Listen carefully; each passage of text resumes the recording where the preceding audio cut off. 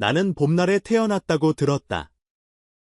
하지만 내 기억 속 어린 시절은 언제나 회색이었다. 아버지가 세상을 떠난 건 내가 8살이 되던 해, 장맛비가 멈추지 않던 어느 밤이었다. 그날 이후 내 세상은 멈췄다. 아버지는 학자였다. 양심을 지키는 사람. 백성들을 위해 글을 쓰고 부정한 자들을 꾸짖던 사람. 그런 아버지가 아무 이유 없이 마을 어귀 개울가에서 시체로 발견됐다.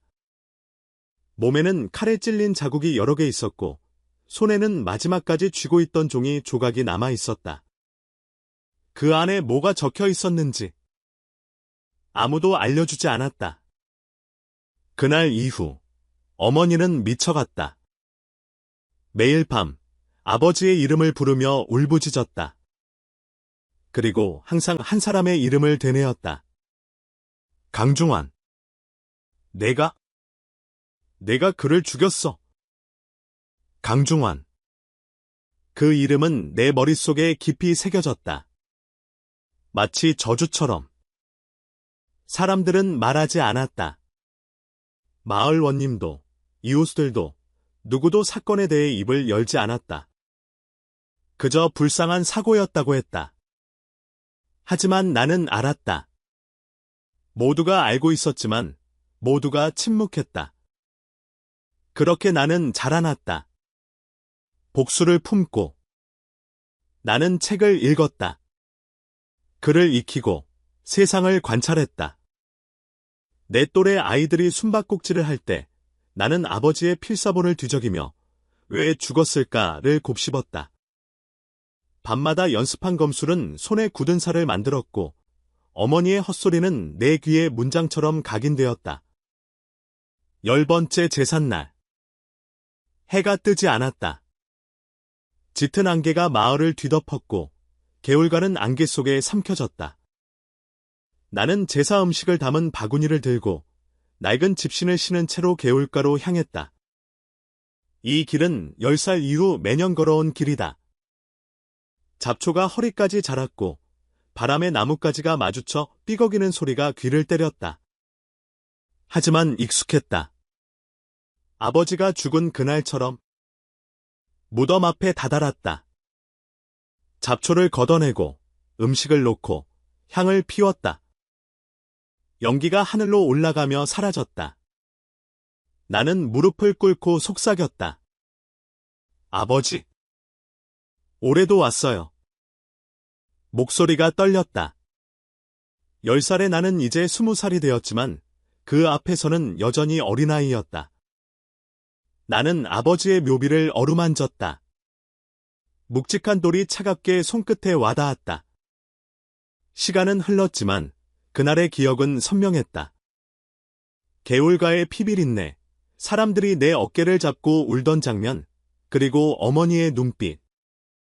무너진 집안의 중심에서 나는 망가져갔다. 갑자기 누군가가 내 뒤에 조용히 다가왔다. 발소리는 없었지만 바람결에 치맛자락이 스쳤다.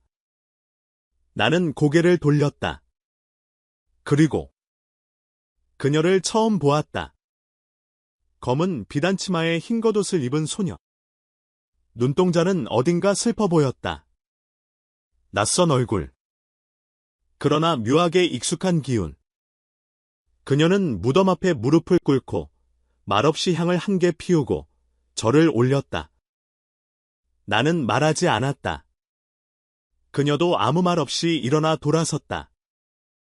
그녀가 떠나간 후 나는 무덤 앞에 남겨진 손수건 하나를 발견했다. 그 손수건 한 귀퉁이에 수놓인 문양.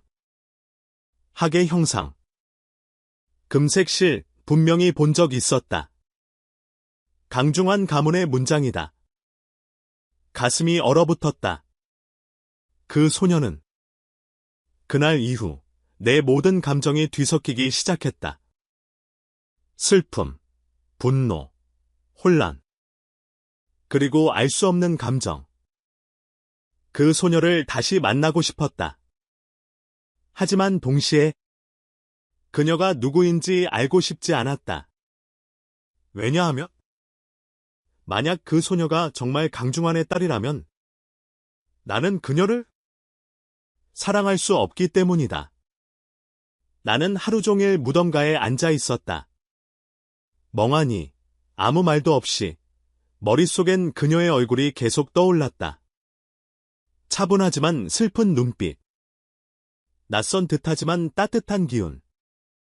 그리고 그 문장. 모든 게 나를 뒤흔들었다. 집으로 돌아왔을 때 어머니는 여전히 같은 자리에 앉아 있었다. 벽을 바라보며 혼잣말을 했다. 그날 밤. 그 칼은 반짝였어. 달빛 아래. 그 남자. 웃고 있었어. 나는 어머니의 말을 받아 적었다. 이제는 헛소리로만 넘길 수 없었다. 그녀가 말한 장면들을 하나하나 연결하면 어딘가 진실이 있을지도 몰랐다. 밤이 깊어졌다. 촛불이 깜빡이는 방 안에서 나는 아버지의 필사본을 펼쳤다. 마지막으로 쓰인 문장은 이렇게 시작되었다. 그들이 계획하고 있다. 심장이 뛰었다. 아버지는 죽기 전 무언가를 알고 있었다. 그리고 그것이 그의 죽음과 관련이 있을 가능성도 충분했다. 나는 마음속으로 되뇌었다. 이제 시작이야? 그리고 그녀를 다시 만나야 했다. 그 진실을 확인하기 위해서라도. 며칠이 지나도 나는 그날 무덤 앞에서 만난 소녀의 얼굴을 잊을 수 없었다. 그녀의 눈동자에 비친 고요한 슬픔과 그 손수건에 새겨진 문양이 내 마음을 짓눌렀다. 혹시 내 기억이 잘못된 것일까? 아니면 정말로 그녀가 강중환의 딸인 걸까? 그러나 마음속의 의문을 떨쳐내기엔 그녀의 존재감이 너무도 선명했다. 나는 마을 장터로 나갔다. 평소엔 잘 가지 않는 곳이었다. 소란스럽고 복잡한 분위기를 싫어했기 때문이다. 하지만 어쩐지 그날은 발길이 그쪽으로 향했다. 무언가 끌리는 듯한 느낌이었다. 그리고 마치 정해진 운명처럼 나는 그녀를 다시 만났다. 그녀는 장터 외곽의 천막에서 조용히 천을 고르고 있었다. 단아한 옷차림, 가지런한 머리 모양, 그리고 여전히 슬퍼 보이는 눈. 나는 몇 걸음 떨어진 곳에서 그녀를 바라보았다. 그 순간 그녀도 나를 알아본 듯 시선을 돌렸다. 우리의 눈이 마주쳤다. 한동안 말없이 서로를 바라보다가 그녀가 먼저 다가왔다. 혹시 그날 무덤가에 계셨던 분이시죠? 그녀의 목소리는 부드럽고 조용했다. 마치 바람이 귀를 스치는 듯했다. 나는 고개를 끄덕였다. 네, 맞습니다. 그녀는 조심스럽게 웃었다. 그 웃음은 어딘가 아팠다. 마음 한쪽이 저려왔다. 실례가 안 된다면? 무덤에 왜 가신 건지 여쭤봐도 될까요? 나는 대답을 망설였다. 아버지의 죽음, 10번째 제삿날, 복수식. 그런 이야기를 쉽게 털어놓을 수는 없었다. 그러나 무언가 그녀에게 말하고 싶었다. 이상하게도 그곳은 제 아버지의 묘입니다. 그녀는 놀란 눈으로 나를 바라봤다. 죄송해요. 그런 줄도 모르고 저는 그냥 길을 걷다가 이상하게 그곳으로 발이 향했어요. 제가 왜 그랬는지 잘 모르겠지만 그녀는 말끝을 흐리며 손에 쥔 손수건을 매만졌다. 바로 그 손수건이었다. 하기순호인 강중환 가문의 문장이 있는 그것. 나는 조용히 물었다. 혹시 성함이 어떻게 되시나요? 그녀는 눈길을 피하며 대답했다. 강서연입니다. 순간 시간과 공간이 멈춘 듯했다. 내 가슴 속에서 무언가가 무너지는 소리가 들렸다. 예상했던 이름. 그러나 직접 듣게 되자 충격은 상상 이상이었다. 나는 애써 미소를 지으며 고개를 끄덕였다. 서연 씨. 좋은 이름이네요. 그녀는 쑥스러운 듯 웃었다. 그리고 물었다. 그쪽은 어떻게 부르면 될까요? 윤서입니다. 이윤서. 우리는 그렇게 서로의 이름을 알게 되었다. 그날 이후 나는 이상할 정도로 그녀와 자주 마주쳤다. 장터에서, 개울가에서, 우물가에서. 마치 누군가 일부러 우리를 마주치게 만드는 것처럼. 그녀는 책 읽기를 좋아했다. 내가 어릴 때부터 필사한 아버지의 책들을 얘기하면 눈을 반짝였다. 그녀는 종종 고운 글씨로 시를 썼고 나는 그런 그녀의 모습에 빠져들었다. 하지만 동시에 내 안의 복수심은 점점 더 거세게 요동쳤다. 그녀가 강중환의 딸이라는 사실.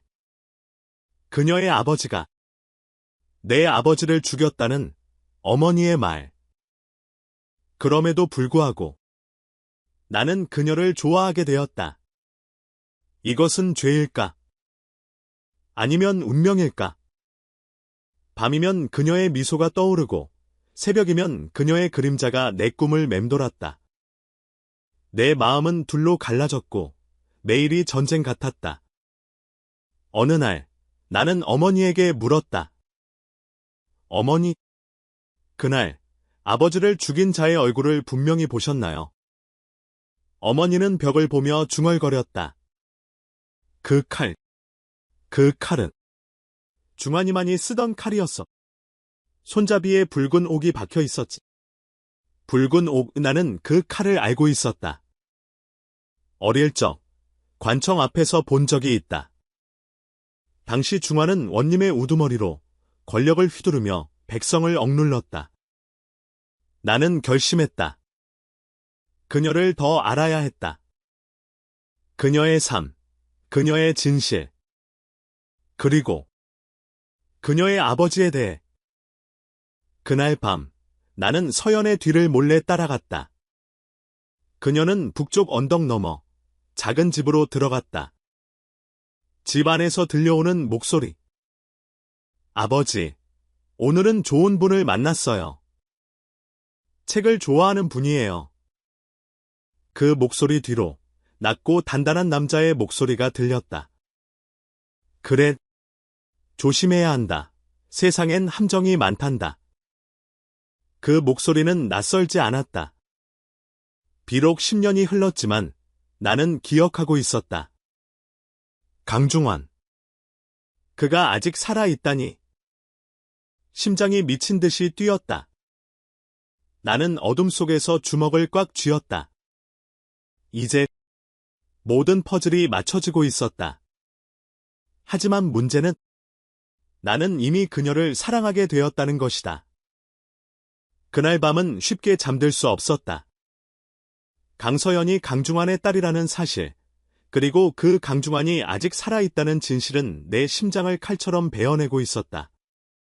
나는 어둠 속에 홀로 앉아 심장이 부서질 듯 쿵쾅이는 소리를 들으며 복잡한 생각에 잠겼다. 어떻게 해야 할까? 그녀를 멀리해야 할까? 아니면 그녀를 통해 진실을 더 파헤쳐야 할까? 그러나 가장 큰 문제는 나는 이미 그녀를 사랑하게 되었다는 것이다. 사랑과 복수, 두 감정이 내 안에서 서로를 잡아먹듯 충돌하고 있었다. 나는 무엇을 위해 살아왔던가? 아버지의 복수를 위해? 아니면 내가 모르는 어떤 감정에 이끌려? 이튿날 아침, 나는 더 이상 망설일 수 없다는 결론을 내렸다. 진실을 찾아야 했다. 그리고 그것이 무엇이든 나는 그 진실과 마주할 준비를 해야 했다. 나는 조심스레 그녀의 집을 다시 찾았다. 이번에는 대문 앞까지 당당히 걸어갔다. 그녀가 문을 열었고 내 모습을 보고는 잠시 놀란 표정을 지었다. 그러나 곧 미소를 지었다. 윤서 씨. 어쩐 일이세요? 나는 잠시 말을 고르고 조용히 말했다. 서연 씨와 조금 더 이야기하고 싶어서요. 혹시 괜찮을까요? 그녀는 잠시 망설였지만 고개를 끄덕였다. 네, 들어오세요. 아버지는 일찍장에 가셨어요. 나는 그녀의 집 안으로 들어갔다. 안은 아담하고 깔끔했다. 벽에는 시구들이 적힌 족자가 걸려 있었고 창가에는 말린 꽃들이 놓여 있었다. 그녀의 손길이 곳곳에 느껴졌다. 차 한 잔 드릴까요? 네, 감사합니다. 그녀는 조심스레 찻잔을 내오고 우리는 마주 앉았다. 잠시의 정적이 흘렀다. 나는 그녀의 얼굴을 바라보며 조용히 물었다. 서연 씨, 혹시 아버지에 대해 이야기해 주실 수 있나요? 그녀는 놀란 듯 나를 바라보았다. 그러나 곧 고개를 끄덕이며 입을 열었다. 아버지는 언제나 조용하신 분이에요. 어머니가 돌아가신 후로 더더욱 말씀이 없어지셨어요. 사람들 사이에선 무섭다는 소문도 많지만 저에겐 언제나 다정한 분이셨죠. 그녀의 말은 내 마음을 더욱 복잡하게 만들었다. 강중환. 내가 알고 있는 그 자는 냉혹한 관원이었다. 아버지를 벼랑 끝으로 몰아넣고 결국 죽음에 이르게 한 자, 그러나 그녀의 기억 속 아버지는 다정한 가장이었다. 혹시 아버지가 예전에 관직에 계셨다는 얘기는 들은 적 없나요? 그녀는 잠시 고민하다가 말했다. 어릴 적엔 누군가를 무척 미워하시던 걸로 기억해요. 밤마다 술에 취해 무슨 이름을 중얼거리셨는데 이태준이라는 이름이었던 것 같아요. 심장이 철렁 내려앉았다. 이태준. 내 아버지의 이름이었다. 그녀는 이어서 말했다. 그땐 무슨 의미인지 몰랐지만 지금 생각하면 뭔가 깊은 사연이 있었던 것 같아요. 아버지는 관직에서 물러나신 후 저를 데리고 이곳으로 내려와 조용히 살아오셨어요. 나는 더 이상 말을 잇지 못했다. 그녀는 아버지의 과거를 전혀 모르는 듯했다. 그 모습은 너무나 순수하고 깨끗해서 차마 그녀를 원망할 수 없게 만들었다. 그날 이후 나는 며칠 동안 그녀와 더 많은 시간을 보냈다. 그녀와 함께 걷고 책을 읽고 웃었다. 그녀는 점점 마음을 열었고 나 또한 더 깊이 빠져들었다. 그러나 그럴수록 내 내면의 고통은 깊어졌다. 복수의 칼날은 날이 무뎌지고 사랑이라는 감정이 그 자리를 채워갔다. 나는 혼란스러웠다. 아버지의 복수를 포기해야 하는 걸까? 아니면 그녀를 사랑하는 마음을 잘라내야 하는 걸까? 하루는 그녀가 나에게 작은 상자를 내밀었다. 이건 아버지가 남기신 물건이에요. 정리하다가 우연히 찾았어요. 혹시 무슨 뜻인지 함께 봐주실래요? 나는 상자를 열었다.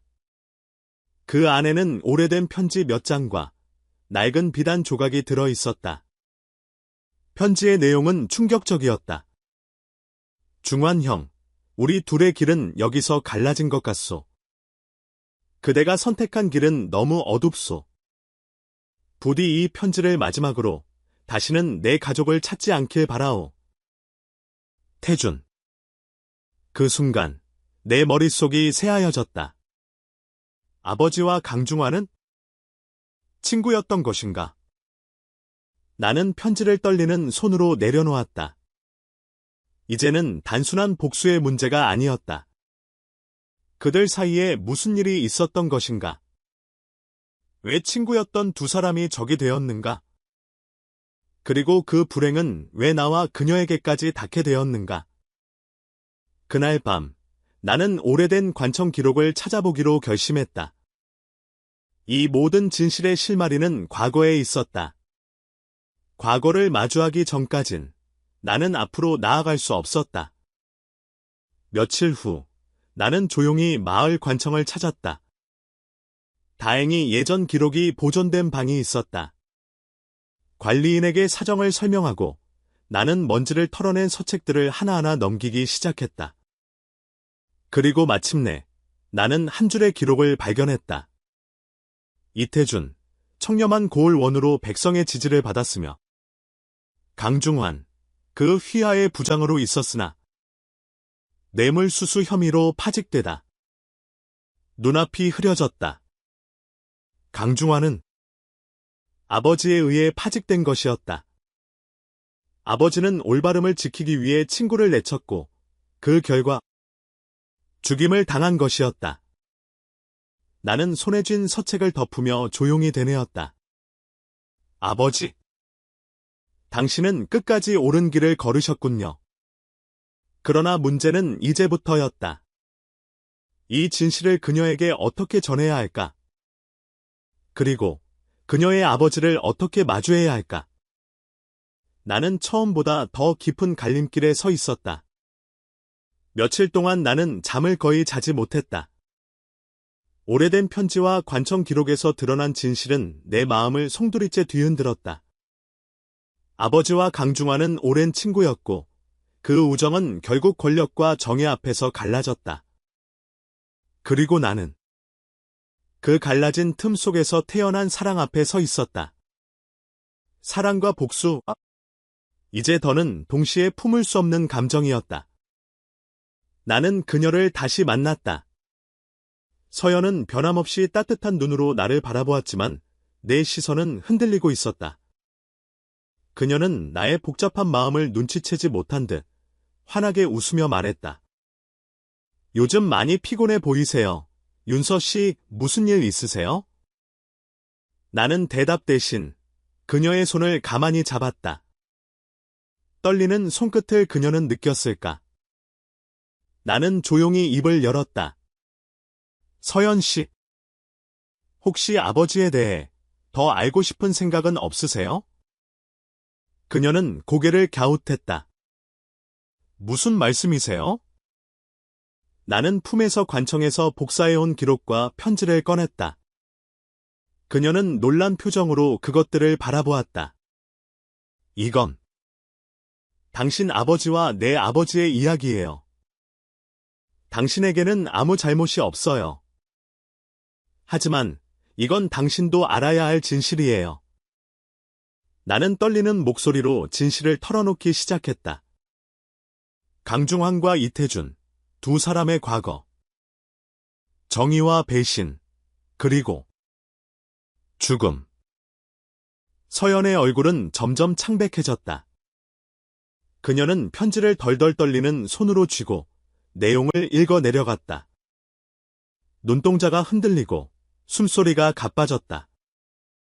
그럴 리가 없어. 아버지가? 그런 일을 믿기 어렵겠지만 이건 사실이에요. 그녀는 말을 잇지 못하고 고개를 숙였다.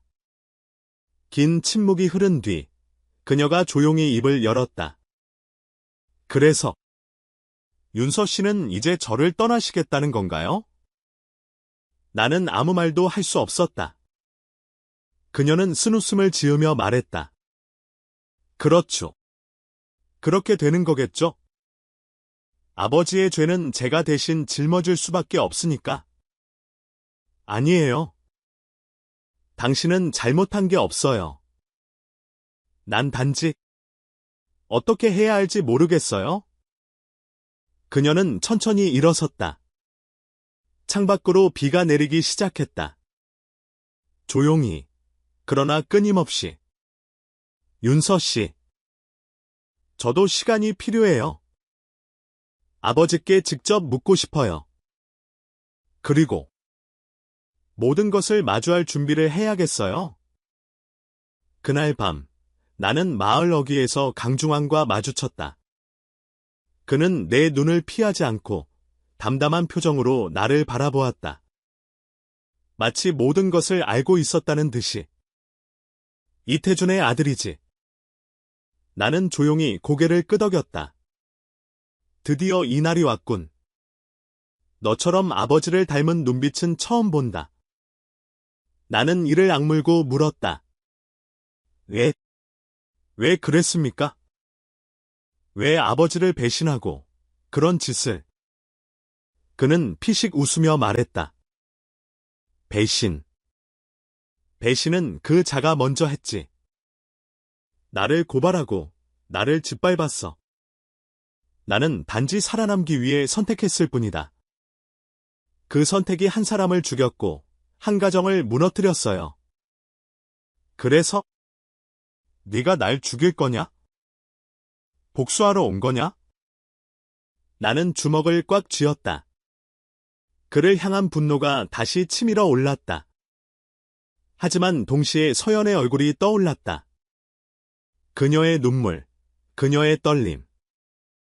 나는 조용히 고개를 저었다.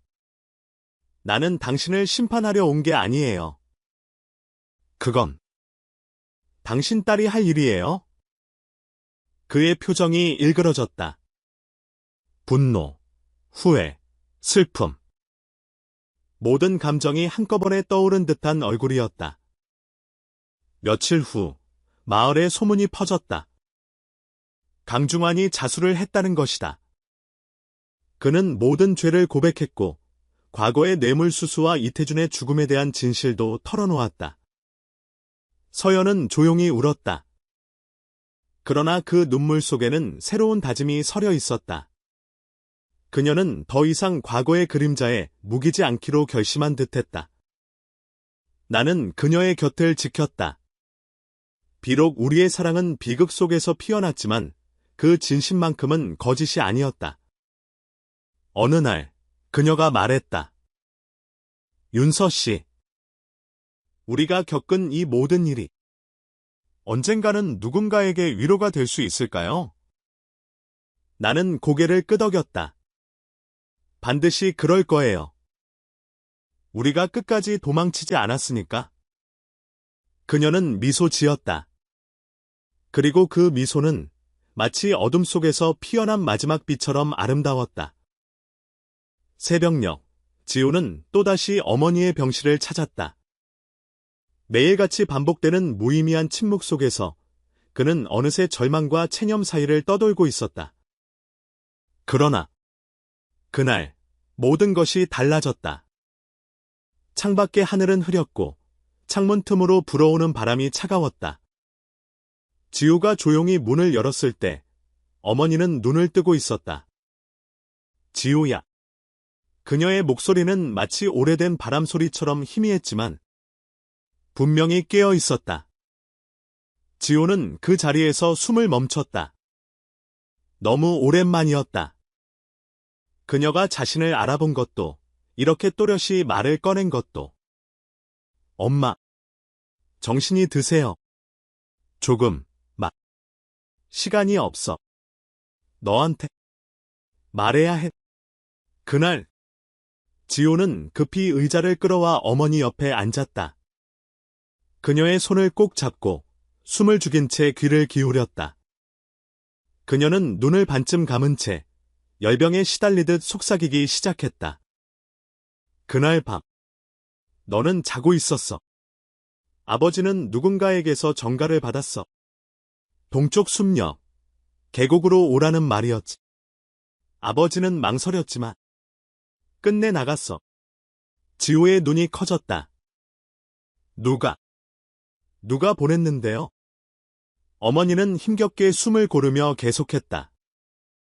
기억나. 한 사내가 있었어. 그 사람은 아버지와 함께 있었어. 갑옷을 입고 있었지. 가슴에 황금학이 수놓여 있었어. 지호는 숨을 삼켰다. 황금학. 조선시대 황금학은 군중에서도 최고 지휘 장군만이 입을 수 있는 상징이었다. 그리고 이 지역의 황금학 문장을 사용하는 유일한 자는 강중환. 지호는 입술을 깨물었다. 그는 더 이상 의심하지 않았다. 어머니는 이후 다시 의식을 잃었다. 짧은 회상의 대가였는지 그녀는 깊은 잠에 빠졌다. 하지만 그 몇 마디는 지우에게 너무도 큰 진실을 남겼다. 아버지는 강중환에게 유인당한 거야. 지우는 병원을 나서며 결심했다. 이제 더 이상 시간을 허비할 수 없었다. 그동안 감정에 휘둘리며 진실을 확인하지 못한 자신이 부끄러웠다. 지금 당장 그 진실을 파고들어야 했다. 며칠 뒤, 그는 도포 자락을 여미며 거울 앞에 섰다. 자신의 이름도 출신도 버렸다. 지호는 더 이상 아버지의 복수를 꿈꾸는 청년이 아니었다. 그는 이제 다른 인물로 살아야 했다. 위조된 신분증, 가짜 추천서, 낡은 서책들. 그는 자신을 김서백, 지방 서생 출신으로 위장했고 최근 강중환이 새로 세운 행정부서의 하급관리로 채용되었다. 계획은 단순했다. 강중환의 부하로 잠입해 그의 저택 강가에 위치한 웅장한 강가제에 들어가는 것, 그 안에서 과거의 증거, 혹은 진술을 찾아야 했다. 하지만 그 길은 목숨을 건 도박과도 같았다. 며칠 후, 그는 마침내 강가제의 문을 통과했다. 묵직한 문이 열리자 그의 눈앞엔 호화로운 정원이 펼쳐졌다. 분수, 석탑, 다듬어진 연못. 모든 것이 위압감마저 자아냈다. 이곳에 아버지의 진실이 숨겨져 있다면? 지호는 숨을 깊이 들이켰다. 가짜 이름을 달고 가짜 미소를 지으며 진짜 진실을 파헤치기 위한 여정을 시작했다. 새벽의 안개가 자욱하게 깔린 강가제 앞 지호는 깊게 숨을 들이마셨다. 김서백. 그가 이제 사용하는 이름이었다. 가짜 신분, 가짜 추천장. 하지만 마음속 의지는 그 누구보다도 진짜였다. 나는 지금 늑대의 굴로 들어간다. 강중환의 저택은 위압적이었다. 정문을 지나면 넓은 마당, 정교하게 손질된 소나무, 화려한 석탑과 연못. 모든 것이 절제된 권력과 위엄을 보여주는 듯했다. 그리고 그곳. 거기에 그녀가 있었다. 서윤. 그녀는 하얀 비단 저고리에 붉은 치마를 입고 정원에서 꽃을 돌보고 있었다. 햇살 아래 살짝 바람에 흩날리는 머리카락. 지우의 발걸음이 잠시 멈췄다. 그녀는 아무것도 모른다. 그는 다시 마음을 다잡고 안으로 들어섰다. 며칠 뒤, 지호는 하급 관리의 역할에 익숙해졌다. 문서 정리, 작은 명령 전달, 비서 업무. 그리고 무엇보다 중요한 건 관찰. 강중환은 단순한 장군이 아니었다. 그의 저택은 규율과 위계로 돌아가고 있었고 매일 아침 그는 정자에 앉아 신하들과 담소를 나눴다. 지호는 틈틈이 서윤을 보았다. 그녀는 평소 조용했고 하인들에게도 친절했다. 어느 날 그녀가 직접 약초를 다려 하인에게 건네는 모습을 보았을 때 지호는 순간 자신을 잊었다. 그녀의 눈빛, 손짓, 미소. 이 여인은 내가 증해야 할 사람의 딸이지만 그는 스스로를 다그쳤다. 그러나 마음은 점점 흔들리고 있었다. 어느 밤 달빛이 어슴풀에 내리는 저택의 뒷길. 지호는 강중환의 개인 서재를 향해 발걸음을 옮겼다. 낮에는 절대 접근할 수 없는 구역. 하지만 오늘은 기회가 왔다. 서방 나으리께서 밤늦게까지 연회에 계신다더군. 하인의 말을 떠올리며 지호는 조심스레 창을 밀어 열었다. 탁. 미세한 소리. 그는 몸을 움츠렸다. 다행히 인기척은 없었다. 서재 안은 정갈하게 정돈돼 있었다. 벽면을 가득 메운 책장, 붓과 벼루가 놓인 책상, 그리고 오른편 서랍장. 지호는 서랍을 열었다. 문서들이 가지런히 꽂혀 있었다. 그중 몇 장이 낯설게 다가왔다. 두툼한 종이에 정자체로 쓰인 문장들. 하지만 발신인의 이름은 익숙하지 않았다. 윤학, 윤학. 이건 누구지? 지호는 그 편지들을 조심스레 펼쳤다. 지난번 보고하신 일은 순조롭게 처리되었습니다. 강가 주변의 토지 매입은 차질 없이 진행 중이며 그 자는 아직도 아무것도 모르고 있는 듯합니다. 윤학. 또 다른 편지.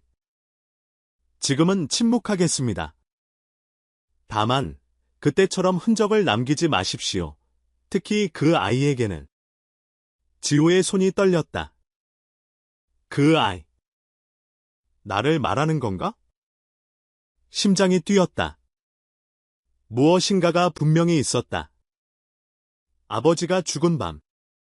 그 비밀은 이 서재 어딘가에 숨어 있었다. 하지만 누구세요? 뒤에서 들려온 목소리. 지호는 화들짝 돌아봤다. 서윤이었다. 여기서 뭐 하시는 거예요? 그녀는 놀란 듯 눈을 동그랗게 뜨고 있었다. 지호는 재빨리 머리를 숙였다. 죄송합니다, 아가씨. 주인 나으리께 전달할 문서를 찾으려다 길을 잘못 들었습니다. 서윤은 잠시 그를 바라보다 고개를 끄덕였다. 여긴 보통 사람은 잘 안 와요. 조심하세요. 감사합니다. 지호는 밖으로 나왔다. 마음은 소란스러웠다. 들켰나? 아니면 그녀는 정말 몰랐을까? 아니면 모른 척한 걸까? 그날 밤 지호는 잠들 수 없었다. 편지에 담긴 윤학이라는 이름, 그 이면의 뜻 그리고 서윤의 눈빛. 며칠 후 서윤은 지호에게 말을 걸기 시작했다. 김 선생, 요즘 책 읽는 모습이 인상적이에요. 과찬이십니다. 혹시 시 한 수 읊어보시겠어요? 지호는 잠시 망설이다 입을 열었다. 바람이 분다. 그대 머리카락이 흩날린다. 내 마음이 따라 흩날린다. 금기의 경계를 넘어. 서윤의 눈동자가 흔들렸다. 참 이상하네요. 이 시 어딘가 익숙한데. 지호는 미소 지었다. 그런가요? 그들의 대화는 점점 잦아졌고 거리도 가까워졌다. 정원에서 나란히 걷고 책을 나눠 읽고 때로는 밤하늘을 올려다보며 침묵 속에 머물렀다. 하지만 그럴수록 지호의 마음은 더 무거워졌다. 나는 복수를 위해 이곳에 왔다. 그녀는 원수의 딸이다. 그럼에도 불구하고 그녀의 웃음은 그의 가슴 깊숙한 곳을 흔들었다. 어느 날 밤 서윤이 물었다. 선생님, 왜 항상 외로워 보이세요? 지호는 대답하지 못했다. 입을 열면 모든 것이 무너질 것 같았다. 그는 웃으며 시선을 돌렸다. 그저 세상이 그러니까요? 서윤은 그를 바라보며 속삭였다. 그래도 제 눈엔 당신이 진실된 사람처럼 보여요. 지호는 그 말을 마음속 깊이 새겼다. 그리고 더욱 흔들렸다.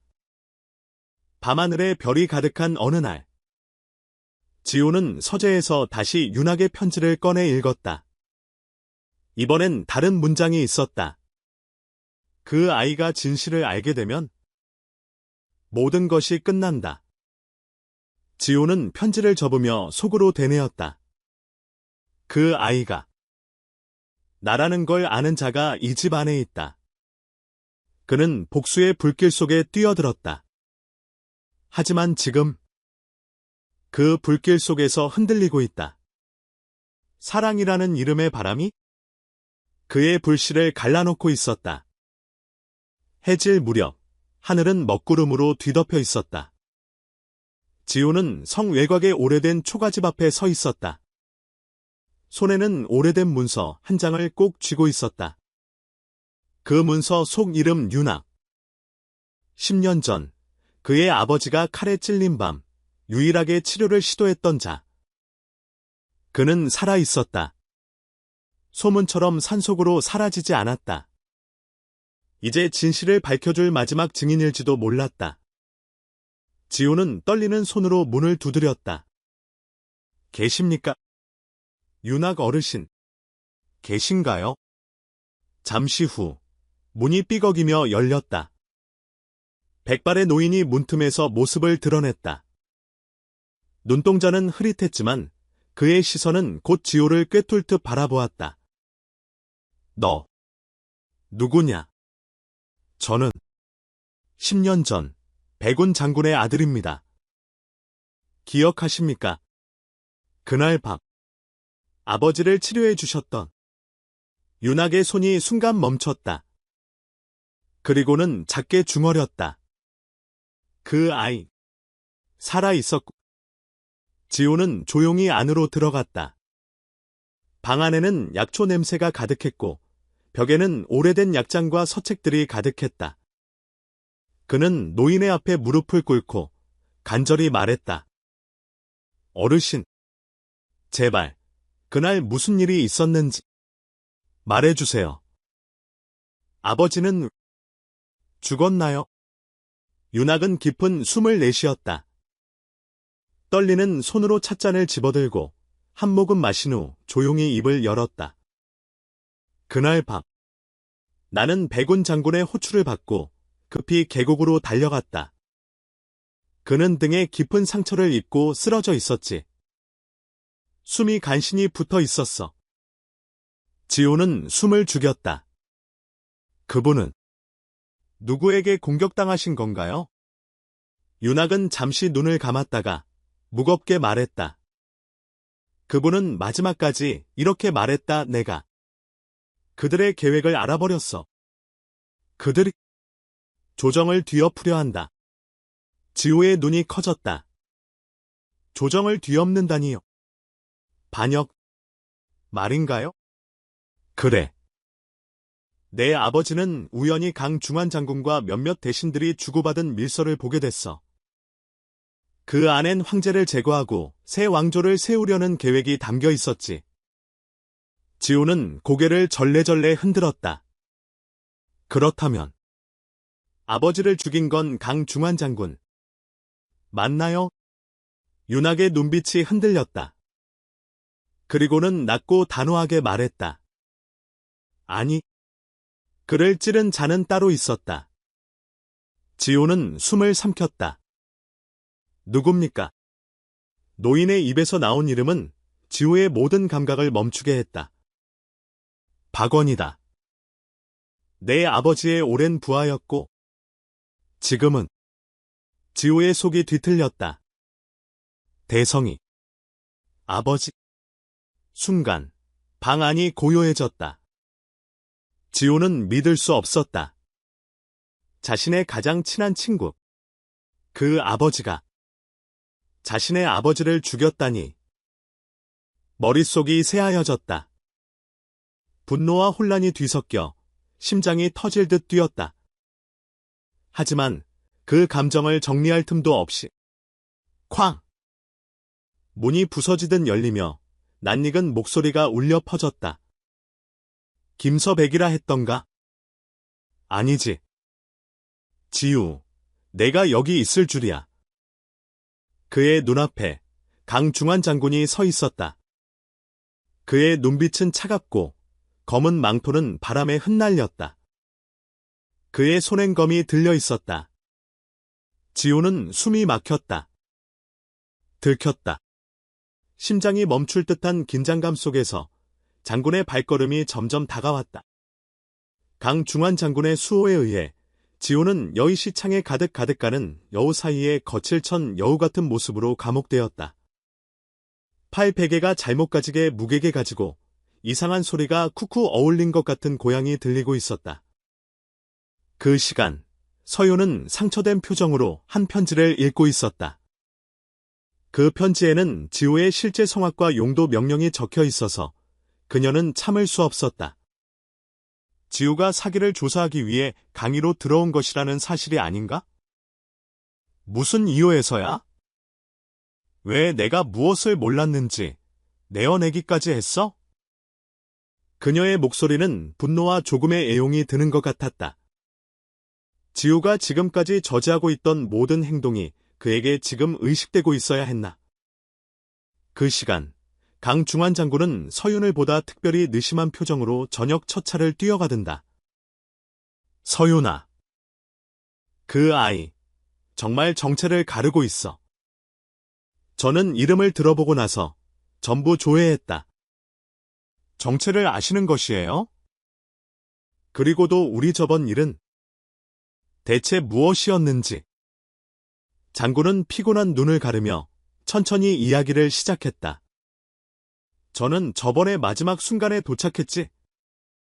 저는 정신을 잃은 것처럼 반날 들어와 보니 범위 안에 사람 하나가 바로 뜨끈하게 잡혔었다. 그것이 박원이었지. 박원. 그는 지우 아버지의 신녀이자 처음부터 주변에서 지우 아버지를 공감했었지. 이제 사람들은 저를 빨리 지우의 적으로 지시는 것이 편해져. 저는 그 시간 지우 아버지를 구해내려 했지만 이미 걸리게 되어 버텨버렸다. 서윤의 눈에 차가 세워졌다. 그녀는 지우의 사이를 자신의 선호가 아닌 지도의 적으로 바라보는 순간 정신이 무너져 남아진 듯 느껴졌다.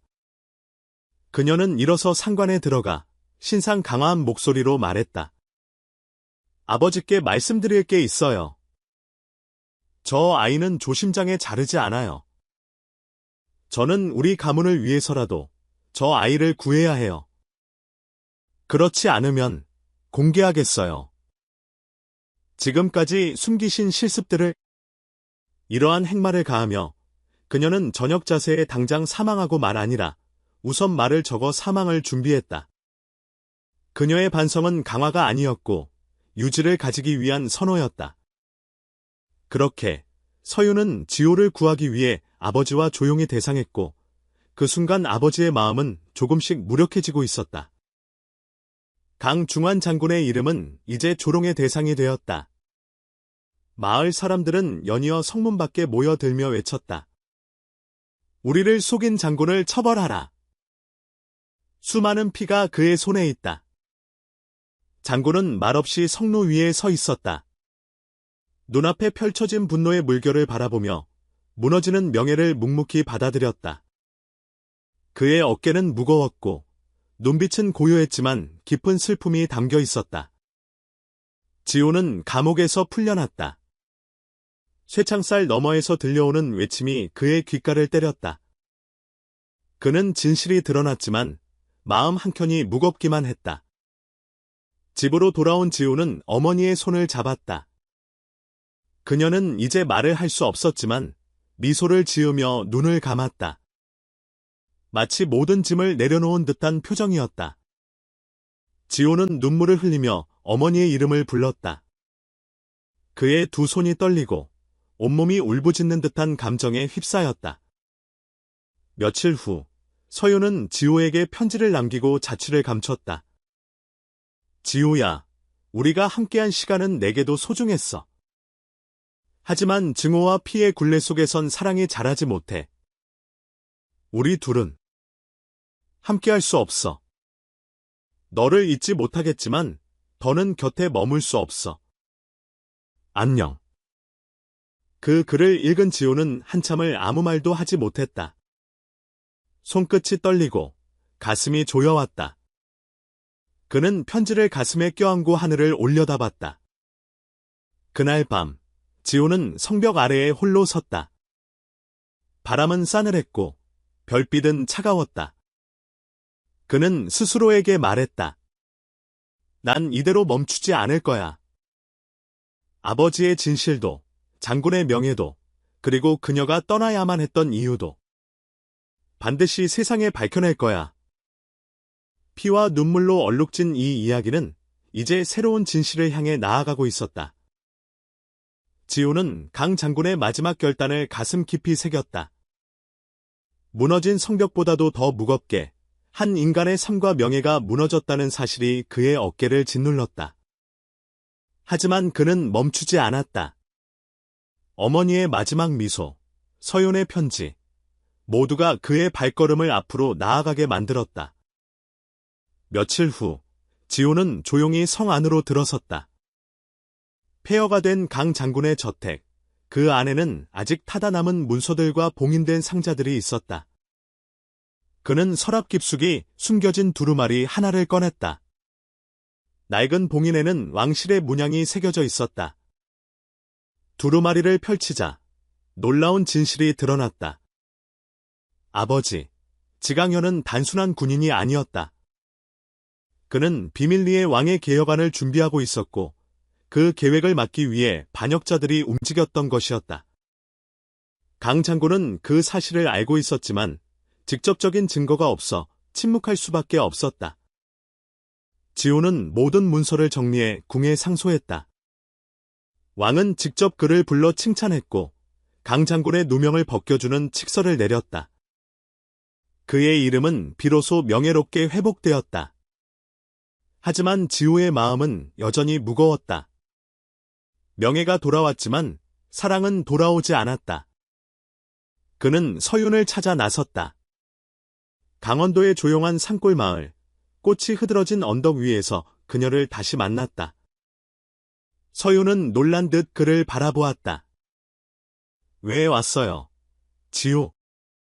끝까지 진실을 밝히겠다고 했잖아. 그리고 널 다시 보고 싶었어. 서윤의 눈가에 눈물이 맺혔다. 그녀는 조용히 말했다.